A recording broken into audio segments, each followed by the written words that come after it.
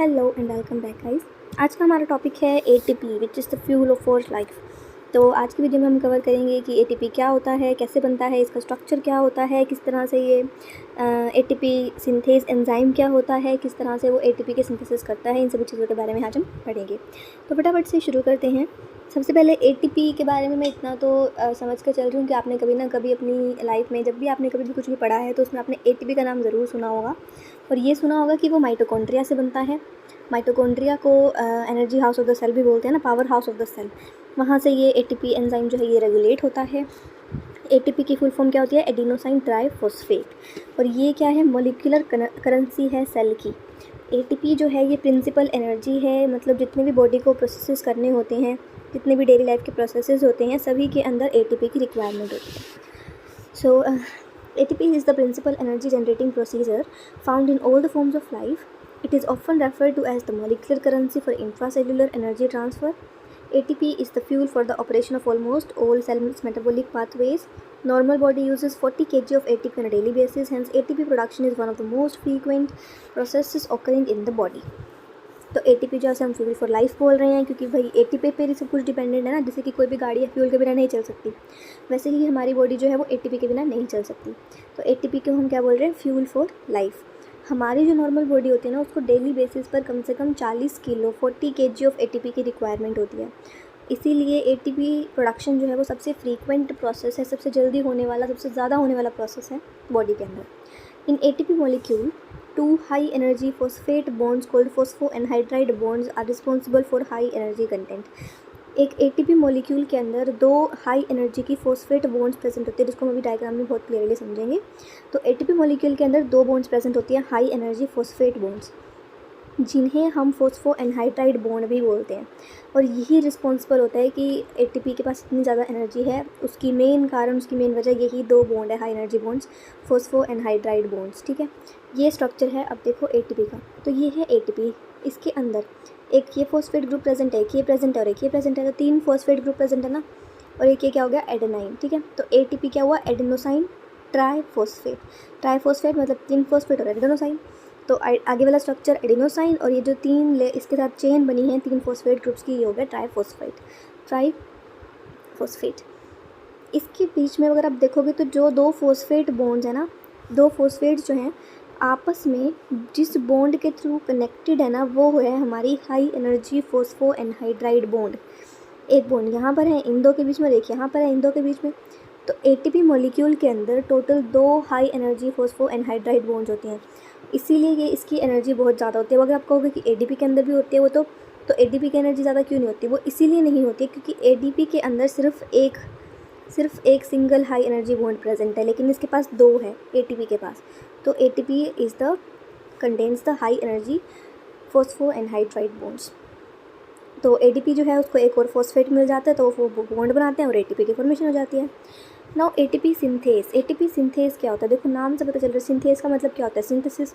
और एटीपी की क्या हो रही है फिर? सिंथेसिस। तो एटीपी सिंथेज एक ऐसा एंजाइम है, एक ऐसा मॉलिक्यूल है जो कि एटीपी की प्रोडक्शन कर रहा है, जो कि एटीपी की सिंथेसिस कर रहा है। इसे हम कॉम्प्लेक्स 5 भी बोलते हैं, या फिर F1 एटीपेज भी बोलते हैं इसे हम।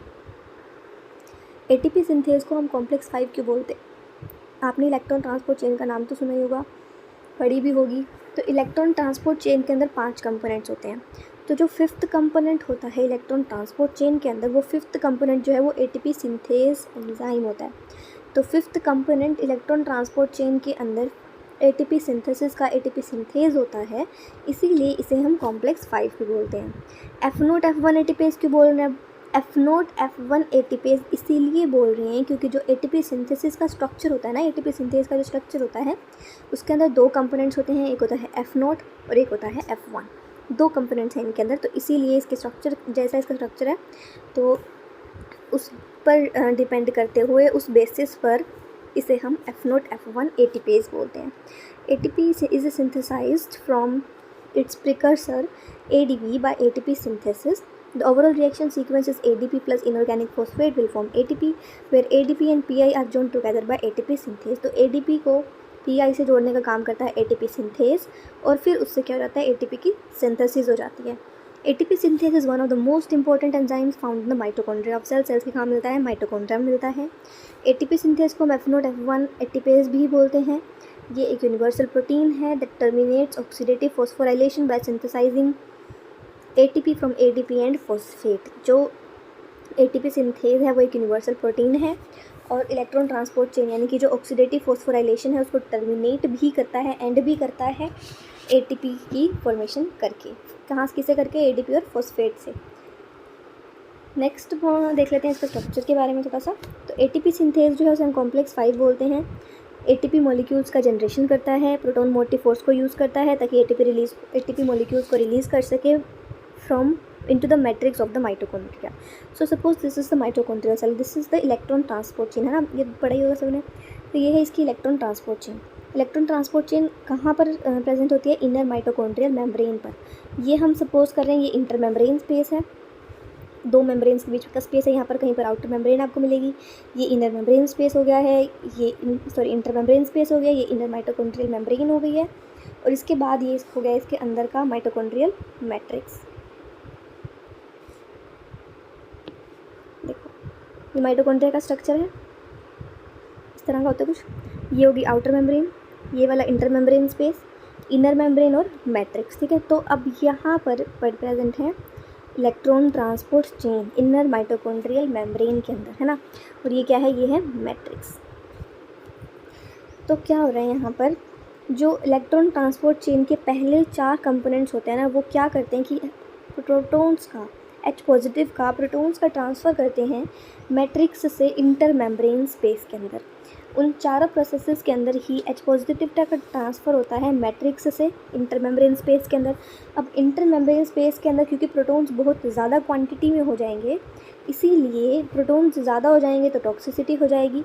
इसीलिए जो ATP सिंथेज है वो कंपोनेंट 5 पर प्रेजेंट होता है ताकि वो इन प्रोटॉन्स का यूज़ करे, इन प्रोटॉन्स को यूज़ करके ADP से ATP की फॉर्मेशन करे और हमें एनर्जी भी मिल जाए, ठीक है। तो ये है कि बेसिक प्रोसीजर किस तरह से होता है। इसके बाद हम इस ATP सिंथेज के स्ट्रक्चर को थोड़ा डिफाइनली पढ़ लेते हैं। इस स्ट्रक्चर को हमें बहुत अच्छे से पढ़ना है। तो इसके अंदर क्या होता है कि 2 मेजर रीजन्स होते हैं, F0 रीजन और F1 रीजन। जो F1 रीजन होता है उसे हम कैटालिटिक यूनिट बोलते हैं, और ये वाला रीजन जो है ये माइटोकॉन्ड्रिया के मैट्रिक्स में लाई करता है। कहाँ पर लाई करता है, माइटोकॉन्ड्रिया के मैट्रिक्स में लाई करता है। 5 टाइप के पॉलीपेप्टाइड चेन्स का बना होता है, अल्फ़ा, बीटा, गामा, डेल्टा और एप्सिलॉन चेन। 5 चेन्स इसके अंदर प्रेजेंट होती हैं F1 रीजन के अंदर। हमने कहा कि मैट्रिक्स में लाई करते, तो एक बार देख तो लें कहाँ लाई करता है। ये देखो ये है इसका मैट्रिक्स पार्ट, तो ये वाला जो पार्ट है ये क्या है, F1 पार्ट है। और मतलब बाकी का जो किस इनर माइटोकॉन्ड्रियल मेम्ब्रेन में है वो क्या हो जाएगा, F0 पार्ट हो जाएगा इसका। तो अल्फ़ा, बीटा, गामा, डेल्टा और एप्सिलॉन 5 टाइप्स की पॉलीपेप्टाइड चेन जिसके पास प्रेजेंट है F1 रीजन के पास। इसमें से 3 अल्फ़ा होती हैं और 3 बीटा की चेन्स होती हैं। मतलब ये एक हेक्सामर बना रहे हैं, 3 अल्फ़ा और 3 बीटा। और कैसे बनाते हैं, ऑल्टरनेट करके, एक अल्फ़ा एक बीटा, एक अल्फ़ा एक बीटा, एक अल्फ़ा एक बीटा। तो ऑल्टरनेट करके ये लोग एक हेक्सामेरिक रिंग की फॉर्मेशन करते हैं।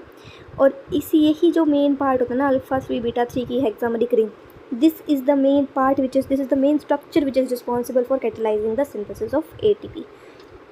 अब हमने अल्फ़ा बीटा तो देख लिया, बाकी की 3 चेन्स का देख लें। तो ये है गामा और जो डेल्टा चेन्स है, तो डेल्टा नहीं एप्सिलॉन। गामा और एप्सिलॉन पॉलीपेप्टाइड चेन्स जो हैं ये सेंट्रल स्टॉक बनाती है which runs through the inner cavity of hexameric ring. Delta और एप्सिलॉन जो है वो सेंट्रल स्टॉक बना रहे हैं, और ये स्टॉक क्या करेगी, ये हेक्सामेरिक रिंग से इंटरेक्ट करेगी और साथ ही में क्या करेगी, ATP मॉलिक्यूल्स के रिलीज़ को स्टिमुलेट करेगी। ये होगी आपकी हेक्सामेरिक रिंग, 6 स्ट्रक्चर। अल्फ़ा बीटा की ये एक सेंट्रल स्टॉक जो इसको कनेक्ट कर रही है, जो कि किस चीज़ की बनी हुई है, डेल्टा और एप्सिलॉन की बनी हुई है। डेल्टा और एप्सिलॉन पॉलीपेप्टाइड चेन्स की बनी हुई है। इसके बाद जो डेल्टा है, it will hold this alpha 3 beta 3 hexameric ring in place and will keep it from rotating. जो डेल्टा है वो आपको यहाँ कहीं मिलेगा, और वो डेल्टा का क्या काम होगा, इस हेक्सामेरिक रिंग को रोटेट नहीं होने देगा। वो इस हेक्सामेरिक रिंग को क्या नहीं होने देगा, रोटेट नहीं होने देगा, ठीक है। तो ये था आपका F1 region. Next is the F0 region. F0 region जो है ये हाइड्रोफोबिक रीजन होता है। इनर मेम्ब्रेन में ये लाई करता है माइटोकॉन्ड्रिया की। 10 से 14 सब यूनिट्स इसके पास प्रेजेंट होते हैं जो कि एक रिंग के फॉर्म में अटैच्ड होती हैं। इस तरह से 10 से 14 रिंग की सब यूनिट्स रिंग की फॉर्म में अटैच होती हैं और ये as a proton channel act करती हैं। मतलब एक हाइड्रोजन आयन लिया, थोड़ा सा घूम गई, ठीक है, फिर हाइड्रोजन लिया, फिर थोड़ा सा रोटेट हो गई। तो इस तरह से ये सारा जो प्रोसीजर है ये वर्क करता है। इससे क्या होता है कि हाइड्रोजन आयंस जो हैं वो इनर मेम्ब्रेन स्पेस से मैट्रिक्स के अंदर फ्लो करते हैं, from the inner membrane space to the matrix. एक सिंगल ए सब यूनिट जो है वो बाइंड करती है to the outside of this C ring. ये क्या है, ये सी रिंग है, इसके बाहर में एक ए सब यूनिट बाइंड करती है जो कि F0 को और F1 को, जो F1 हमने ऊपर पढ़ा था ना, हेक्सामेरिक रिंग में सेंट्रल स्टॉक हो गई, तो ये ए रिंग क्या करती है कि F0 को और F1 और F1 को कनेक्ट करती है और as a proton channel behave करती है। अब यहाँ पर जो इसके कनेक्ट करने के लिए दो सब यूनिट्स प्रेजेंट होती हैं उन्हें हम बी सब यूनिट्स बोलते हैं, ठीक है। तो ये पूरा थोड़ा सा स्ट्रक्चर था, इसका हम थोड़ा डिटेल में पढ़ लेते हैं डायग्राम के साथ। जो अच्छा डायग्राम है इसका, उसके साथ ये रफ वर्क के साथ तो आपको थोड़ा बहुत ही समझ आया होगा। So this is the proper diagram of ATP synthase. ये मैट्रिक्स पार्ट है, ये क्या हो गया, इनर मेम्ब्रेन हो गई है, ये क्या है, इंटर मेम्ब्रेन स्पेस है। This is the inner mitochondrial membrane and this is the inner membrane space. So alpha beta देख रहे हो, हेक्सामेरिक रिंग फॉर्म हो रही है, ये क्या है, ये है इसका F1 पार्ट है। ये क्या है, इसका F1 पार्ट है जो हमने पहले पढ़ा था। अल्फ़ा और बीटा यूनिट्स जो हैं वो आपस में ऑल्टरनेट कर रही हैं। इसका मेन काम क्या है, एटीपी की सिंथेसिस। जो एडीपी और पीआई है इसके साथ बाइंड होगा और एटीपी की फॉर्मेशन कर देगा। जो ये हेक्सामेरिक रिंग है ये एक सेंट्रल स्टॉक से अटैच्ड है जो कि है गामा और एप्सिलॉन। एप्सिलॉन क्या करेगा, इसको हेक्सामेरिक रिंग को होल्ड करके रखेगा ताकि रोटेट ना हो। इसके बाद जो इनर मेम्ब्रेन है उसके अंदर एक रिंग प्रेजेंट है, सी रिंग 10 से 14 सब यूनिट्स की बनी हुई। एक रिंग प्रेजेंट है 10 to 14 सब यूनिट्स की बनी हुई और इसके साथ ही में एक और सब यूनिट प्रेजेंट है, ए सब यूनिट। इस ए सब यूनिट का काम क्या है कि ये प्रोटॉन्स को लेगी और सी को देगी और ये सी फिर रोटेट होगा जिसकी वजह से प्रोटॉन्स जो हैं वो ट्रांसफ़र होंगे to the hexameric ring. Now this a subunit जो कि होल्ड किए हुए है सी यूनिट को, ये ए सब यूनिट जो कि सी यूनिट को पकड़े हुए है, ये ए सब यूनिट जो है ये कनेक्ट करती है to the F1 part through these B subunits के थ्रू ये F1 पार्ट से भी कनेक्ट करती है और जो सब यूनिट यहाँ पर प्रेजेंट है वो है बी सब यूनिट, ठीक है। तो ये कहाँ पर दो पार्ट्स में ये कनेक्ट हो रही है, एक है F1 पार्ट और एक है F0 पार्ट। F1 पार्ट जो है सेंट्रल स्टॉक के थ्रू कनेक्टेड है F0 से जो कि है गामा और एप्सिलॉन। सिमिलरली F0 जो है वो F1 से कनेक्टेड है थ्रू बी सब यूनिट्स, दो बी की सब यूनिट्स प्रेजेंट है, ठीक है। तो ये पूरा का पूरा जो है डायग्राम है एटीपी सिंथेज का, बहुत ही इंपॉर्टेंट डायग्राम है। मेरे को लग रहा है कि आपको समझ आ ही गया होगा, बट अगर फिर भी समझ नहीं आया ना तो आप मुझे पूछ सकते हो। बट काफ़ी ईजी डायग्राम है और बहुत ही इंपॉर्टेंट भी है, ठीक है। अब इसके अंदर से जो पार्ट यहाँ पे ऑरेंज शेड से रिप्रेजेंट किया गया है वो स्टैटिक पार्ट है, मतलब वो मूव नहीं करता है।